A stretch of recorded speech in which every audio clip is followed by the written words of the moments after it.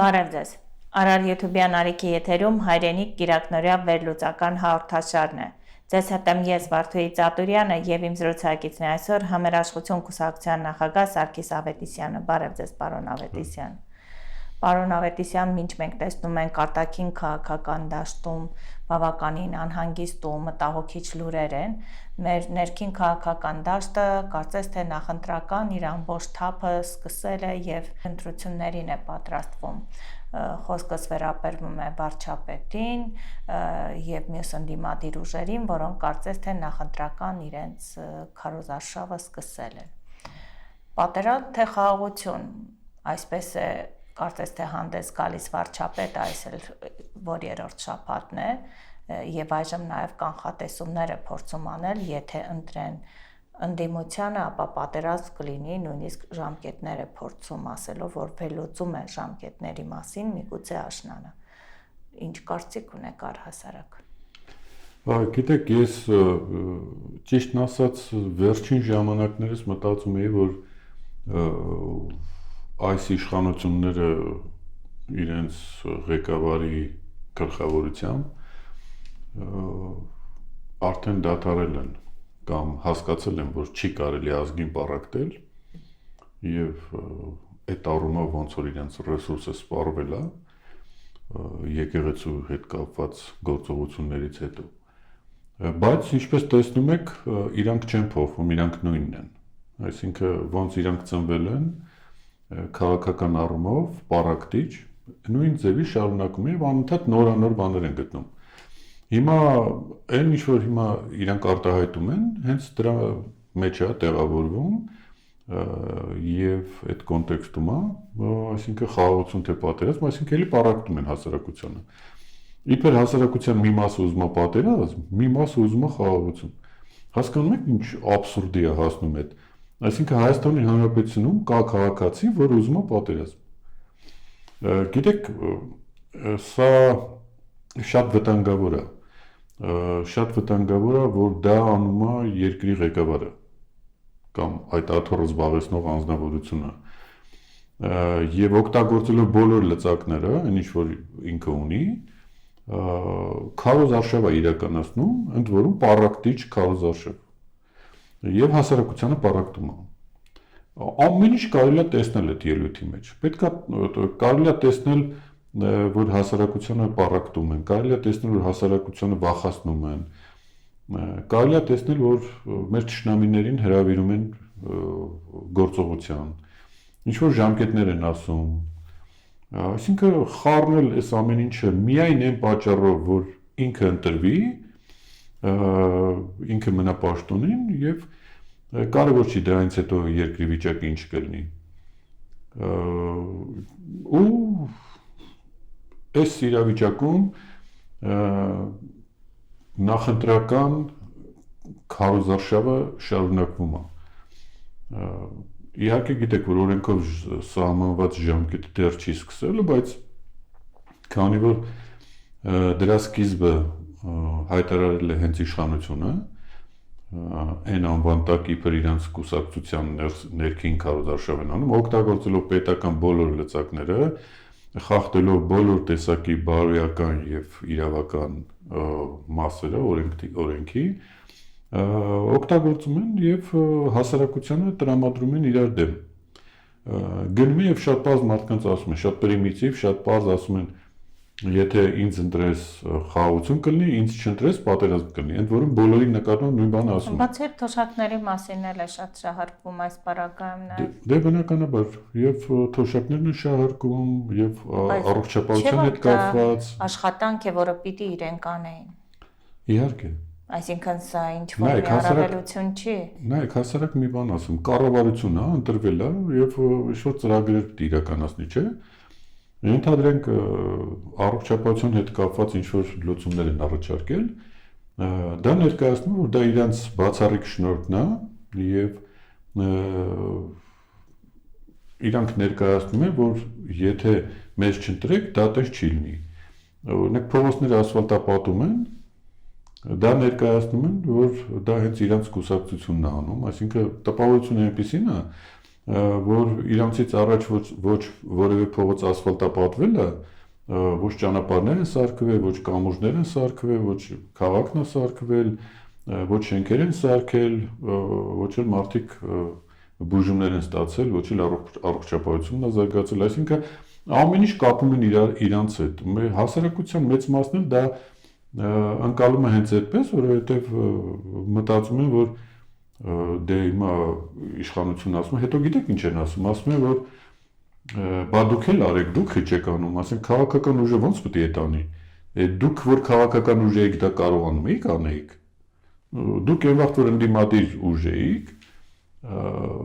քննադատում էիք շատ բաներ, բայց ոչինչ չէիք անում։ Իհարկե, հենց որ ձեր ձեռքը ընկավ իշխանություն, օգտագործելով մեր բոլորի տված հարկերը եւ պետական բյուջեն, թե ինչ որակով եք դա օգտագործում, դա այլ հարց է, բայց օգտագործում եք ու ցույց եք տալի, իբր թե դա ձեր կուսակցությունն անում է, դա ինչ կապ ունի ձեր հետ։ Դա ամբողջ ժողովրդի ստեղծած հնարավորությունն է, բյուջեն է, որը օգտագործվում է պետության համար։ Այսինքն այդ մտածելակերպը այս մարդկանց մոտ ոչ մի ձևով չի տեղավորվում, որ չի կարելի պետական լծակը օգտագործել քաղաքական քարոզարշավ իրականացնելու համար։ Ընտրությունները արդեն կեղծված են։ Նախընտրական փուլը ամբողջ արդեն կեղծ է, որովհետև հավասար պայքար չկա։ Իշխանությունը օգտագործում է բոլոր լծակները, այդ կառավարման համակարգը նախարարներին վերցնում է ու լցնում են ավտոբուսը, գնում են ժողովրդի ջանին, այսպես ասած։ Նաև բնակարանները նույնիսկ։ Բա ընդդիմությունը ո՞նց կարա այդ ձևով բան անի, այսինքն պարզ է, չէ՞ որ դու գնում ես, մարդիկ քեզ տեսնում են, ընկալում են որպես վարչապետ։ Նախարարները կողքդ են, հարց են տալի, այդ նախարարին ասում ես, այդ հարցը սենց արա, նենց արա եւ այլն։ Բայց դա քաղաքական քարոզարշավի հետ նախընտրական ինչ կապ ունի, կամ որտեղ է այդ հավասարությունը։ Դու պետք է հնարավորություն ստեղծես, որ բոլոր քաղաքական ուժերը հնարավորությունները հավասար լինի եւ միասին գնան այդ նախընտրական պայքարին։ Դա օրենքն է ասում։ Օրենքից առաջ ընկել եք իրականացնում եք այդ գործողությունները։ Հետո ինչ լծակները ձեր ձեռքին է, վաղն ուժային կառույցներն եք օգտագործելու եւ ընտրական, նախընտրական այդ հետընտրական շրջաններում եզրահանգման կանք մենք սովորական քաղաքացին, որը նպատակներ ունի ու կուսակցություն ունի, չի կարող հասարակ քաղաքացին մասնակցել, ստացվում է հավասար պայմաններով այս նախընտրական process-ին, որովհետև մենք տեսնում ենք Երևան են գալիս խոշոր, այսպես ասած, ձեռնարկատերեր, որոնք եւս հայտ են ներկայացնում։ Արդյոք սա հավասար պայմաններ են, ի վերջո միջոցները տարբեր են։ Իհարկե տարբեր են։ Ոչ մի հավասարություն չկա։ Պետության լավ ղեկավարի դերը նա պետք է լինի, որ ինքը հավասար պայմաններ ստեղծի բոլոր քաղաքական ուժերի համար։ Ոչ թե ինքը պետական լծակը օգտագործի, չէ՞ որ այդ լծակը, այդ որ տրված է իրան, դա տրված չի միայն ԿՊ-ին, ԿՊ-ականների համար, դա տրված է ամբողջ հայության համար, չէ՞, Հայաստանի Հանրապետության քաղաքացիների համար։ Բա ստացվում է ինչ, այսինքն Հայաստանի Հանրապետության քաղաքացիները երկու սորտի են, հա, բաժանված։ Մի մասը ԿՊ են, դրանք լավն են, իսկ ովքեր ԿՊ չեն, դրանք Հայաստանի Հանրապետության քաղաքացի չեն։ Այս մարդիկ չեն հասկանում, մենք ամեն անգամ դրա մասին խոսում ենք։ Այս մարդիկ չեն հասկանում, որ Հայաստանի Հանրապետության կառավարության ղեկավարը կամ Հայաստանի Հանրապետության նախագահը դա Հայաստանի Հանրապետության բոլոր քաղաքացիների նախագահն է կամ վարչապետը։ Ոչ, պարոն Ավետիսյան, հիմա նոր խոսույթ է եկել արդեն Երևան, պատերազմ թե խաղաղություն։ Ով իրեն ցենտրում խաղաղություն է սիրում, ով ընդդիմադիրներին պատերազմ։ Սանով թավանջատման ձև է։ Ցավոք սրտի այդպես է։ Հիմա ինչ պետք է անի ընդդիմությունը օրինակ։ Նա ասում է Արցախի հարցը ինձ համար փակված է, ընդդիմադիրների համար ոչ եւ վտանգավոր է։ Ինչպես եք կարծում։ Նայեք, Արցախի հարցը կարող է իր համար փակված է։ Իր ներսի համար, իր սրտի համար այդ հարցը փակված է։ Բայց Արցախի հարցը փակելու համար ինքը պետք է ունենա մեր ժողովրդի կարծիքը, չէ՞։ Ժողովուրդը պետք է որոշի այդ հարցը իր համար փակված է թե չէ։ Այսինքն դրա համար նվազագույնը պետք է հանրակրվե անցկացնես, որ Արցախի հետ հարցը ոնց պետք է լուծվի, կամ պետք է քննարկում լինի, համազգային քննարկում լինի։ Ասում եք կքննարկեք, պատերազմ կլինի, փակեք։ Դե հիմա ծիծաղելի է այդպես բաներ խոսալը,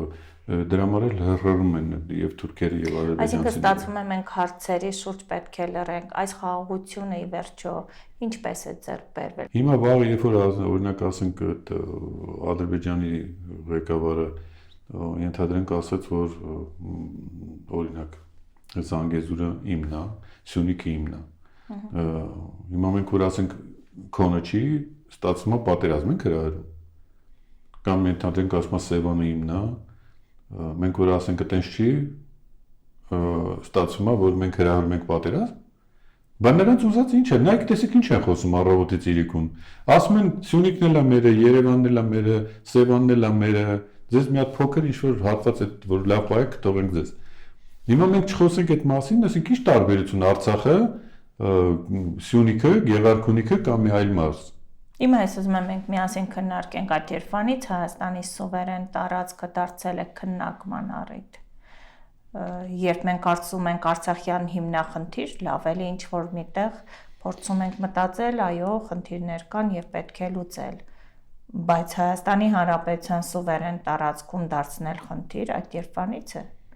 Երբ այս խոսույթը երբ եկավ Երևան։ Այն օրվանից, երբ որ այս իշխանությունը վերցրեց իշխանությունը, այսպես ասած։ Այն օրվանից, երբ որ այս մարդիկ դարձան իշխանություն, որովհետեւ փողոցի մակարդակի խոսակցությունները դարձրեցին պետական քաղաքականություն։ Եթե դա այդքան հեշտ լիներ, աշխարհում մարդիկ այլ ճանապարհով չէին գնա։ Բոլորին էլ փողոցից կբերեին, ասենք գիշերը քնելա ոչինչ, առավոտ դարձելա падգամավոր կամ նախարար։ Այդ մարդը ինչ պետք է հասկանա, ինչի մասին է խոսքը, ինչ պետք է մտածի, որ քայլից հետո ինչ է, որտեղ պետք է զգուշ լիներ, որ չէ, այսինքն ինչ որ խոսակցություններ են ասել, իրանք գիտեք ոնց է, իրանք թվում է, որ իրանք հենց ընդդիմություն են, որովհետև այդ ընդդիմությունը կարա իրան թույլ տա տարբեր բաներ ասի։ Ընդդիմությունը դա կարա ասի, բայց ոչ պետական իշխանությունը։ Բայց մեր մոտ ոնց որ թե հակառակն է ստացվել։ Հիմա ընդդիմությունը շատ ավելի կոռեկտ է հարցերի մեջ, քան իշխանությունը։ Իշխանությունը չի հասկանում, որ հələ ինքը ռեալ իշխանություն է։ Ինքը չի կարող հասկանալ, արդեն քանի տարի է, տեսեք, այսքան տարիներ իրանք հələ չեն հասկացել։ Հələ մա նոր ուզում են գան, բայց էլի ոնց որ չեն հասկացել, էլի պառակտման ճանապարհով են գնում, էլի հասարակությանը հանում են իրար դեմ։ Իմիջիայլոց 18 թվականին ինքը ինչ էր ասում, այսօրվա այս աթոռը զբաղեցնող անձը ասում էր, եթե ես չընտրվեմ վարչապետ, Հայաստանը վարչապետ չի ունենա, այսինքն Հայաստանը չի լինելու։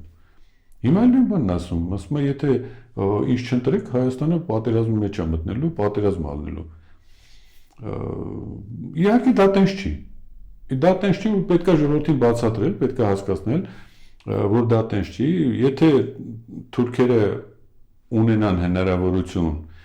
պատերազմ անելու, այդ պատերազմը իրանք կանեն, որևէ մեկի կարծիքը չեն հարցնի։ Ոնց որ մի քանի օր առաջ Ալիևը ասաց, մենք իր կարծիքը չենք էլ հարցրել, երբ որ թռել ենք Հայաստանի վրայով։ Գնացել ենք, այսինքն օթային այդ բանը, միջանցքը բացել են, իրանք Հայաստանի կարծիքը չեն էլ հարցրել։ Հասկանում եք, սա ինչ վիրավորական է ու ոչ մի ծպտուն։ Այսինքն իրանք ոնց ուզում են, տենց անում են։ Կարևոր չի դու ստե խաղաղություն ես ուզում, չես ուզում խաղաղություն, ում ես ընտրում, ում չես ընտրում։ Ես նույնիսկ հակառակը, ճիշտ հակառակը կարա լինի։ Երբ որ ստեղ կլինի մի իշխանություն, որը կհասկանա պետությունը ոնց են կառավարում, հնարավոր է, որ շատ ավելի վախեցած լինեն եւ հասկանան, որ այս իշխանության հետ չեն կարող վարվել այնց ոնց ուզում են։ Դրա համար էլ Ադրբեջանը, Թուրքիը արևմտյան երկրում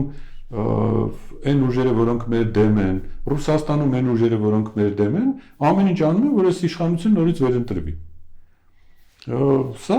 պետք է ժողովուրդը ուղղակի լավ հասկանա եւ այստեղ նաեւ շատ մեծ է դերը ընդդիմության, որ ընդդիմությունը ճիշտ աշխատի, իր այդ քիչ հնարավորությունը, քիչ ռեսուրսն էլ, սահմանափակ ռեսուրսն էլ ցիրուցան չանեն։ Սա ինչպես եք պատկերացնում։ Դե գիտեք, մենք այդ մասին անդադ խոսել ենք, բայց երբ Ես ուզում եմ մի կարճ անդրադարձ ունենալ։ Նայեք, եթե ժամանակից մի քիչ շուտ ենք խոսում, մարդիկ էլի չեն ընկալում ինչի մասին է խոսքը, բայց մենք պարտավոր ենք անընդհատ կրկնել, որպեսզի հենց որ մարդիկ այդ ընկալելու այդ քրիտիկական կետին հասնեն, հասկանան դու ինչ ես ասում։ Խոսքը նրա մասին է, որ ընդդիմությունը sense տարբեր բևեռներով գնալու կարևոր չի բևեռների մեջ ովքեր են։ Ասենք կոնկրետ հիմա ես ընդունում եմ, չեմ ընդունում։ Ես ընդունում եմ բոլոր քաղաքական կուսակցություններին, բոլոր քաղաքական դեմքերին եւ կարծում եմ, որ քաղաքական կուսակցությունները մեր երկրի հարստության մի մասն են եւ քաղաքական առումով եւ եթե քաղաքական ուժ է ստեղծում, ուրեմն ինքը իրանից ինչ որ մի բան ներկայացնում է։ Քիչ շատ բան դա արդեն ուրիշ հարց է։ Եվ համոզված եմ, որ բոլոր քաղաքական ուժերը, քաղաքական գործիչները կարող են ինչ որ մի կաթիլ ավելացնել մեր երկրի ամրապնդման, հզորացման, զարգացման, կապերի ընդլայնման առումով եւ բոլորի ռեսուրսը պետք է օգտագործել։ Ցավոք սրտի սա չեն հասկանում։ Դե իշխանությունը չի հասկանում, բայց ընդդիմության մեջ որոշ ուժեր չեն հասկանում, լավ չեն պատկերացնում դա ինչ է նշանակում եւ իրանց թվում է որ ու անընդհատ նույն սխալը կրկնում են ծույլի կարճակերտների պես անընդհատ նույն սխալները կրկնում են մի քանի անգամ այդ ուղղությամբ գնացել են պարտվել են ու նորից գնում են այդ ուղղությամբ ակնհայտ է այդ ուղղությամբ են գնում ու ցավոք սրտի բանը ինչքան լուրջ ուզենանք այս ճանապարհով գնալու դեպքում երաշխավորված է այդ պարտությունը պետք է խելքների գլուխները հավաքեն, այդ հասկանան ինչ է պետք անել։ Այդ ամբիցիաները պետք է մի կողմ դնել։ Այսօր ինչ է ընդդիմության ասածը։ Իշխանության ասածը հասկացանք, բանի պետք չի, որ լսենք, տեսնենք։ Հասարակությունը պարակտում են, ազգը պարակտում են, ամեն ինչ պարակտում են, ինչ հնարավոր է պարակտում են։ Բա ընդդիմությունը ինչ է ասում։ Լսել եք ընդդիմությունը ինչ է ասում։ Հələ մի հատ լսեք ընդդիմության ասածները։ Եթե ուշադիր լսեք, ես հիմա չեմ ուզում անուններ տալ, բայց ընդդիմադիր դաշտում եղած քաղաքական ուժերից մի մասը նույնությամբ կրկնում է այն ինչ որ ասում է այսօրվա իշխանությունը։ Տարբեր հարցերի հետ կապված, ազգային հարցերի հետ կապված։ Այս մարդկանց պետք է ասել, եթե չեք հասկանում, մի հատ լսեք ինչ են ասում, ձեզնից վերջ-վերջով մի քիչ ավելի շատ են հասկանում այս ամեն ինչից։ Մի հատ լսեք ինչ է ու փորձեք դա օգտագործել։ Ամեն մեկի հնարավորությունը բոլորը պետք է հասկանան մի բան, իրանցից կախված է մեկ բան։ Այդ մեկ բանը նա է, որ ամեն մեկը պետք է հնարավորություն ստեղծի,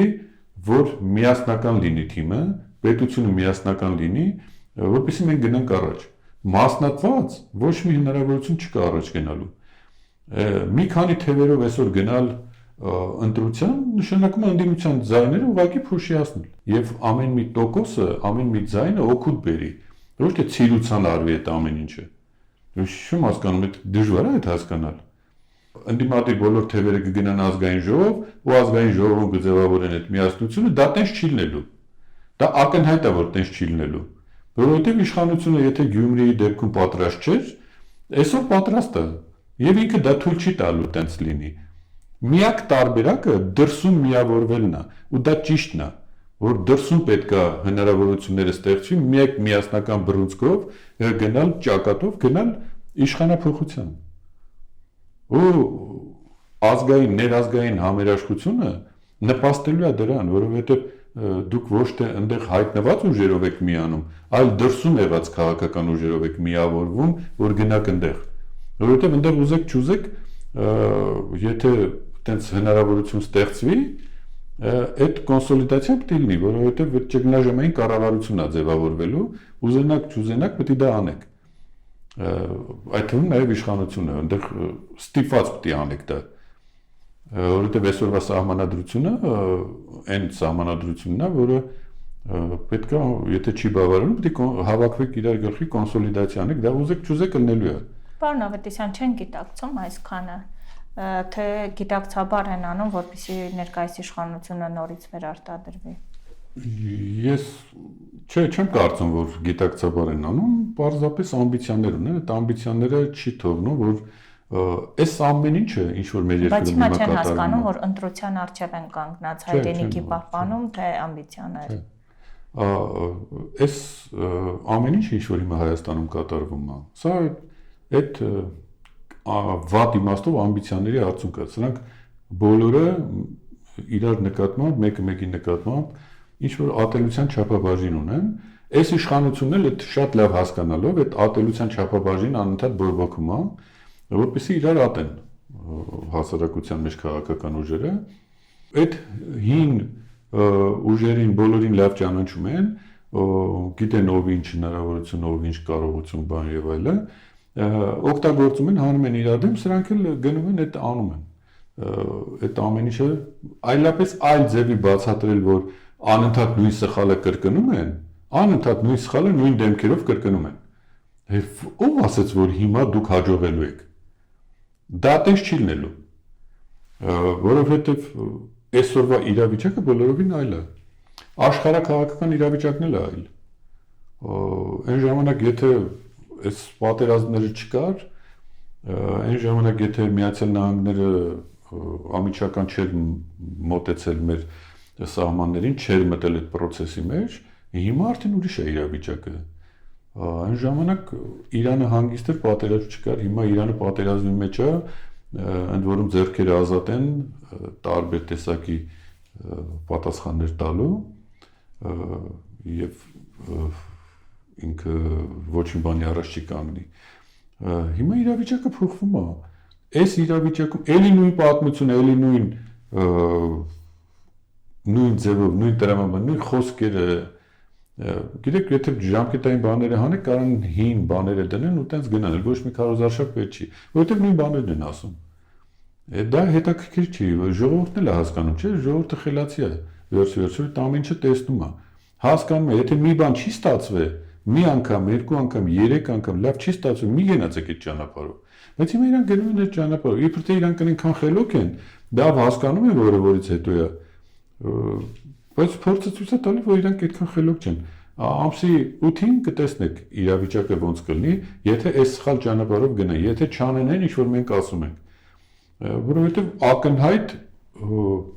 ճանապարհ ենք ցույց տալիս, որ այս ճանապարհով գնալուց կունենաք հաջողություններ։ Ազգը կունենա հաջողություն, այդ թվում նաև այն մարդիկ, ովքեր ընդդիմության կողմը չեն։ Ուղղակի այս տարանջատումները, պառակտումները հնարավորություն է տալի, որ իշխանությունը կարողանա իր կողմը պահի որոշակի մասը։ Ես պարզապես ուզում եմ ձեզ հետ մի հարց եւս քննարկել, արդյոք գտնում եք, որ պատերազմը այս իշխանությունների վատ դիվանագիտության արդյունքում բերվեց Հայաստանի Հանրապետության ինքնիշխան սուվերեն տարածք եւ այսօր այդ լրջությունը չի գիտակցում նաեւ ընդդիմությունը, որ պետք է լուրջ աշխատել։ Ես կարծում եմ, որ եթե շատ ազնիվ լինենք եւ ճշգրիտ լինենք, մի 60% այո, իշխանությունը, բայց մի 40% իրանց հետ կապ չուներ։ Այսինքն այդ 40%-ը անկախ իրանց կամքից է եղել։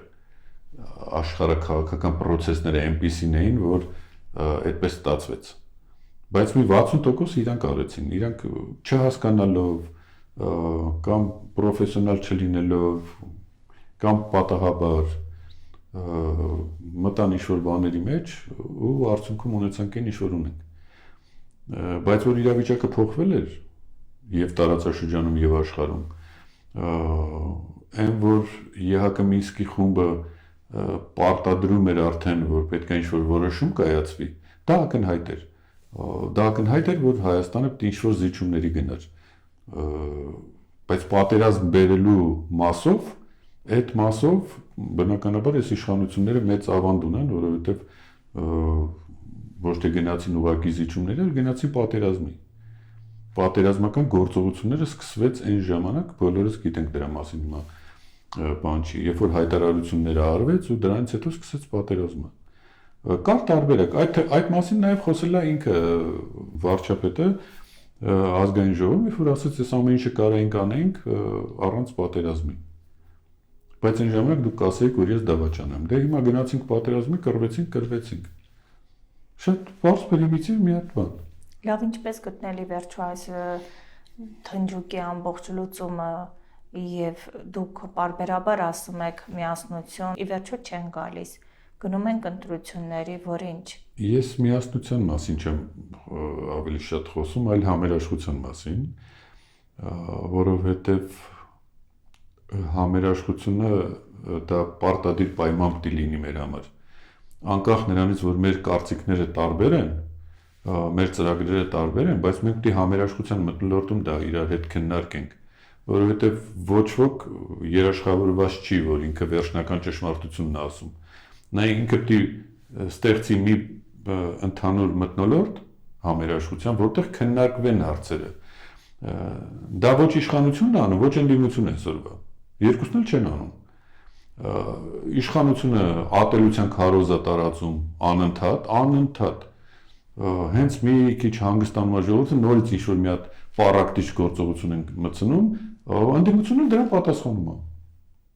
Ու վերջ։ Լավ, ինչ լուծում է առաջարկում համերաշխությունը։ Համերաշխությունը առաջարկում է, որ այն ժամանակ մենք դրա մասին որ խոսում էինք, դեռ ոչ ոք չէր խոսում։ Մի կառույց կար համահայկական, համազգային, որը իրան այս առումով շատ ճիշտ է պահում եւ շատ հավասարակշռված։ Դա հայ առաքելական եկեղեցին է, վեհապար հայրապետը։ Ես անձի մասին չեմ խոսում, ես պաշտոնի մասին եմ խոսում, վեհապարի մասին եմ խոսում, որը ցույց տվեց, որ ազգի բոլոր ներկայացուցիչները իր համար նույնն են։ Եվ ինքը չպարակտեց հասարակությանը, չասեց մերոնք, ձերոնք, սևեր, սպիտակներ, պատերազմող, խաղաղասեր եւ այլն։ Մենք կարծում էինք, որ պետք է վեհապարը հանդես գա մի հայտարարությամբ, կոնդակով, հրավիրի բոլոր քաղաքական ուժերին, այդ թվում նաեւ իշխանությանը։ Հրավիրի Սուրբ Էջմիածին եւ այնտեղ ինքը չմասնակցի այդ գործընթացին, ուղղակի առաջարկը պիտի լինի նա, որ բոլորը պիտի նստեք կլոր սեղանի շուրջ, իրար սիրելով, չսիրելով, ընդունելով, չընդունելով եւ այլն։ Ամբիցիաները պիտի թողեք մի կողմ։ Այն քաղաքական ուժերը, որոնք ցանկություն ունեն մասնակցելու եւ այս վիճակից դուրս հանելու երկիրը, գիտեք, այս ընտրությունները քաղաքական ընտրություն չեն։ Սա քաղաքականության մասին չի։ Գաղափարախոսությունների կռիվ չի ստեղ։ Բա ինչի մասին է։ Տեսեք ինչ է ասում պատերազմ կամ խաղաղություն։ Պատերազմ կամ խաղաղության մեջ գաղափարախոսություն չի կարող լինի։ Այնտեղ կարևոր չի սոցիալիստ ես, լիբերալ ես, սոլիդարիստ ես, ոչ մի կապ չունի։ Խոսքը գնում է պատերազմ թե խաղաղություն։ Եթե պատերազմ թե խաղաղության մասին է խոսքը, այդ նշանակում է պետք է այս գործին խառնվի վեհապարը։ Չէ, պարոն Ավետիսյան, ասում էին գաղափարները բերեցին խաղաղության։ Իսկ ընդդիմադիրների գաղափարները Արցախի հարցի շուրջ գաղափարն է, չգիտեմ, այնտեղ սահմանադրության փոփոխման հետ կապված իրենց գաղափարախոսությունն ու ցանկություններ կարելի ասել, բերում են ամբողջը խաղաղության։ Նա էլ այդպես է ներկայացնում։ Հիմա վեհապարը չի ուզում խառնվել քաղաքական որևիցե ինչպես դիտարկում են։ Վեհապարը պետք չի որ խառնվի քաղաքականությանը, վեհապարը պետք է նպաստի հասարակական համերաշխությանը։ Դա վեհապարի գործերից մեկն է։ Ի վերջո համերաշխությունը նաև քրիստոնեական առաքելություն է, որ մեր ազգը սիրո եւ համերաշխության մթնոլորտում պետք է ապրի, ոչ թե թշնամանքի ու ատելության, այստեղ ոչ մի լավ բան չի ծնվելու։ Հասկանում եք մի բան, որ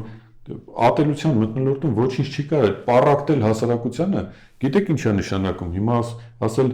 ով մեզ չի ընտրում, պատերազմ է ուզում, ով մեզ ընտրում է խաղաղություն է ուզում, ու արդյունքում ստացվում է, որ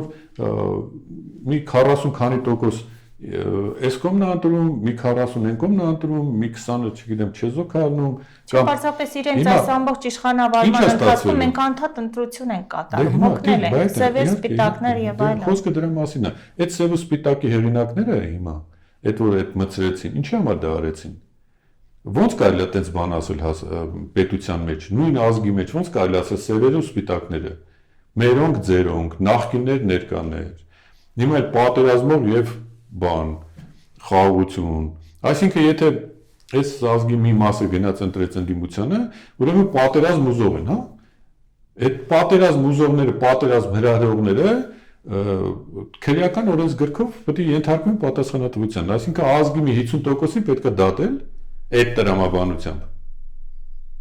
Հասկանում եք, որ տրամաբանություն չկա այդտեղ։ Այդտեղ ընդհանրապես պառակտումը ու վերջ։ Ու պատասխանատվությունը գցել ուրիշների վրա, հրահրել տուրը դմփոց, հետո ինչ որ մարդիկ թուրքերը կգան խաղաղություն կքարոզեն, հա։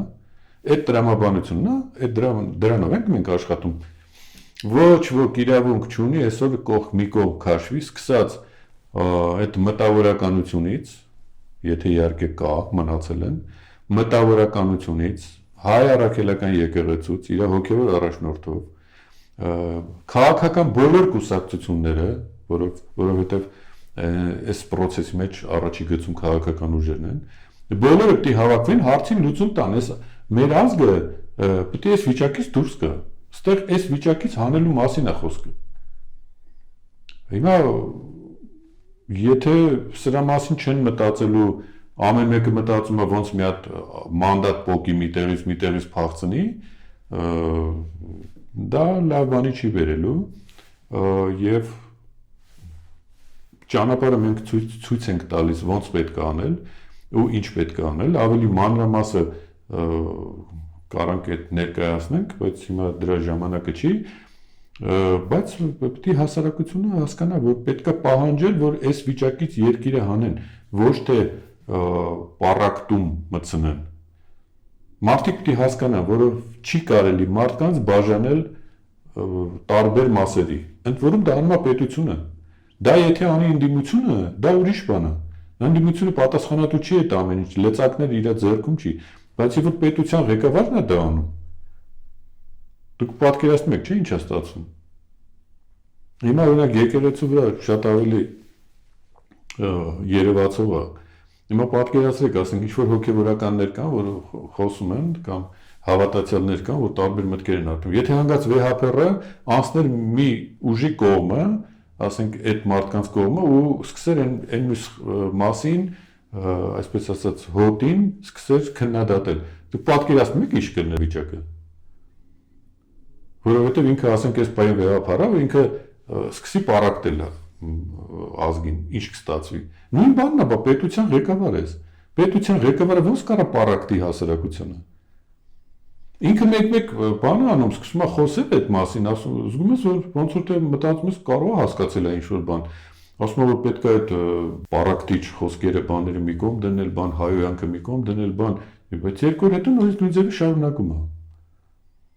Այսինքն ինչ է ստացվում։ Հետևաբար մենք որպես քաղաքական ուժ մենք գիտենք ոնց պետք է այս հարցերի լուծում տալ, մենք գաղափարապես առաջարկում ենք ինչ պետք է անել, մենք գիտենք այդ կոնսոլիդացիայի ձևը ոնց պետք է անել, մենք չենք ասում եկեք մեր շուրջը կոնսոլիդացվեք, չենք ասում եկեք մեր շուրջը հավաքվեք, մենք ասում ենք ոնց պետք է այդ անել։ Այսինքն այդ մեր ասածը բոլորին էլ կարա ձեռք տա, էլի, եթե ուզենան։ Ինչ որ մարդիկ կան, որոնց շահերից չի բխում այդ կոնսոլիդացիան, ընդդիմության մեջ էլ մարդիկ կան, որ ուզում են իշխանությունը պահեն իրենց ձեռքում ու ոչ մի ձևի չեն ուզում։ Օրինակ, ուզում են իշխանությունը պահել, թե այստեղ նաև վախեր կան,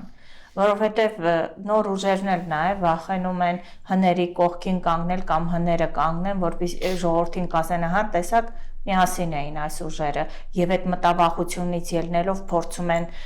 իրարից անջատ գնալ։ Միգուցե սա նաև վախ է։ Հիմա տեսեք, այդ ամենամեծ սխալն է։ Ուրեմն պետք է միանշանակ ընդունել հետեւյալը, որ նոր ուժերը առանց հին ուժերի չեն կարող իրականացնել իրենց ծրագրերը։ Եվ հին ուժերը առանց նոր ուժերի չեն կարող իրականացնել։ Դա պետք է անեն միասնական, որովհետև երկուսի մոտ էլ ինչ որ բան պակասում է։ Նորերի մոտ այդ փորձն է պակասում, հների մոտ էլ այդ նոր դեմքերն են պակասում։ Այս պետք է միասնական լինի, որ հաջողություն լինի։ Ուրիշ ձև չկա սրան։ Հա, բայց ասում են հները վարկաբեկված են նոր ուժերին, հետեւաբար այստեղ նաև կարող են վնասել ավելի։ Դե այս իշխանությունների հստակ ծրագիրը սա է եւ կարծես թե հաջողում են իրենք ծրագրով։ Գիտեք, դա անհեթեթություն է այս իշխանությունների կողմից, որ ուղղակի խոսքեր են, որ ասում են ամենավարկաբեկվածներին իրանք տանում են առաջ, նշանակում են պաշտոնները իրանց մոտ։ Եկեղեցու դեպքում տեսակ ինչ եղավ։ Այն մարդիկ, ովքեր իրականում վարկաբեկում էին եկեղեցին, դրանց տարան առանցին իրանց մոտ իբր թե դրանք լավն են, սրանք վատն են, բայց ոչինչ չստացվեց։ Այն մարդիկ, ովքեր բանակում թալան էին անում եւ այլն, տարել են իրանց մոտ падգամավոր են դարձրել, պաշտոններ են տվել եւ այլն։ Իդեպ նոր խոսույթը ի հայտ եկել ուժեղ եւ թույլ տղաներ, ես այստեղ մեկնաբանություններ էլ այլևս չեմ տեսնում, երբ երկրի առաջի դեմքը փորձում է ուժեղ տղաներ կոչով կամ թույլ եք, սա ինչ է վերջո ամբողջ աշխարհը իրեն է դիտում որպես առաջին դեմք։ Գիտեք, այդ ուժեղի եւ թույլի հարաբերությունը շատ ճշգրիտ ասված է, որ ինչ է ուժը, եզն էլ է ուժեղ, բայց եզին լծում են, որովհետև ուղեղ ունեն, խելք ունեն, խելքով ուժեղ պետք է լինես, գիտելիքով, խելքով, թե չէ ուժը ինչ-որ քննարկման առարկա դարձնել եւ ցույց տալ, որ ուժեղը որն է այն միսը, որն է այն միսը, ով խելացի, ով կարում է հարցերին լուծում տա, ով կարում է ազգին օգուտ տա, այն էլ ուժեղը, խելքի ուժը պետք է հաղթի։ Ցավոք սրտի մենք այսօր դրա խնդիր ունենք։ Քանի որ մենք ուժից խոսեցինք, ուզում եմ նաև ձեզ հետ քննարկել ինչ ուժ է այսօր մեր քաղաքական դաշտում ի վերջո պակասում։ Գիտեք, քաղաքական դաշտում շատ կարևոր մի բան կա, մի գաղափար կա, որը պետք է բերի մեր հասարակության միասնությանը, համերաշխությանը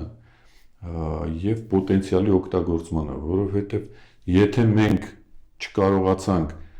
համերաշխության մթնոլորտ ստեղծենք, որտեղ որ մեր պոտենցիալը կիրականացնենք եւ դրսի ուժերը մենք նկատի ունենք նաեւ տեսեք այն պոտենցիալը, որ դրսում է, այսինքն սփյուռքը մեր